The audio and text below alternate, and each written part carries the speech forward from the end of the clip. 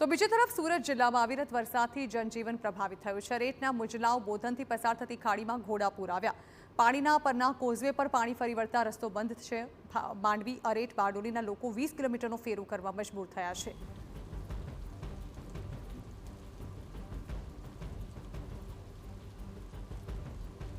તો સુરત શહેર અને જિલ્લામાં વરસાદે કરી છે ધમાકેદાર એન્ટ્રી। સુરત શહેરમાં છેલ્લા 12 કલાકમાં 4 ઇંચ વરસાદ વરસ્યો છે। સુરત જિલ્લામાં સૌથી વધુ વરસાદ પલસાણામાં 5.23 ઇંચ વરસ્યો।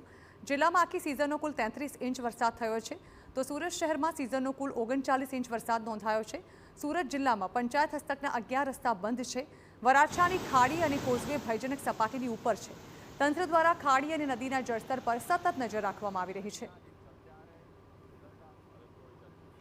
વરાછાની એક ખાડી છે એ ભયજનક સ્તરથી ઉપર ચાલી રહી છે, તેમજ કોઝવે છે તે ભયજનક સપાટી ઉપર ચાલી રહ્યો છે। બાકીની તમામ ખાડીઓ હાલમાં ભયજનક સપાટી નીચે છે અને પ્રશાસન દ્વારા જે પલસાણા છે, બારડોલી છે, કામરેજ જેનું પાણી આ ખાડીઓમાં આવે છે તેના ઉપર સતત 1-1 કલાકના આંકડા લઈને નજર રાખવામાં આવી રહી છે।